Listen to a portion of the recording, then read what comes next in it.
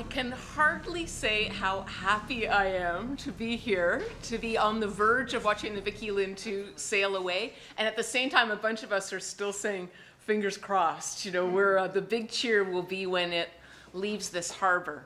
I am reminded of how long we've been pushing to get this vessel gone, and how long we've been pushing to have a comprehensive coast-wide solution to the whole abandoned vessel problem.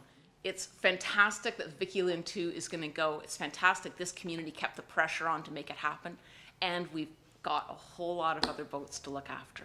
And so my legislation that would make the Coast Guard the responsible agency, nobody would get the runaround anymore, but we also need to really look at the comprehensive product recycling, finding ways to use fiberglass, finding ways to really look after these old commercial vessels at the end of their lives, fixing vessel registration, getting a licensing fee in place that puts that pool of money aside to deal with emergency vessels like this.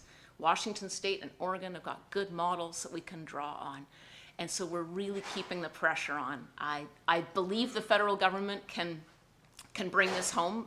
I'm going to keep pushing on it in the House.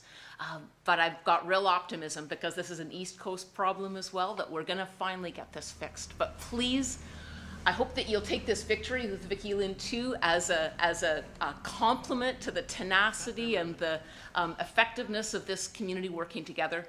And I really hope you'll keep the pressure on for a coast-wide, nationwide solution, so that other communities don't have to work as hard as Ladysmith has had to work to get this vessel gone.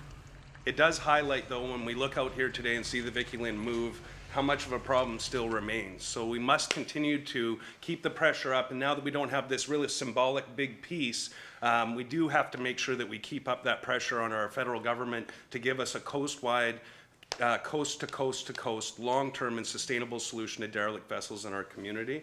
It's absolutely important that we don't sort of take our foot off the gas when it comes to this. I know the Ladysmith Maritime Society and Rod and his team, along with Staminas First Nation and our council, will continue to keep our advocacy up on this issue, but it's absolutely critically important that we don't let up. So let's stay working together, let's keep our foot on the pedal, and make sure that we come for a long-term solution that will remove this blight from coastal communities across Canada.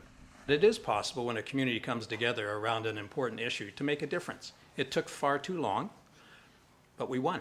Tell you what, when the process that Sheila is talking about, when the federal government pulls together a comprehensive plan that addresses the issues up and down this coast and far coast and north coast and the Great Lakes, I'll buy champagne for everybody. We'll have a real celebration. But for now, we should be happy with what's been accomplished and look forward to getting the whole job done. Mr. Speaker, Liberals have been promising action on solving the abandoned vessel problem since they first took office. Coastal communities are tired of waiting. Boats are still sinking. We need a strong system to stop oil spills on our coast. It's time that this ship sails, and it's time that the Coast Guard receives the resources and the broader mandate that it needs to do its job. When this boat take action on solutions to protect BC's coast.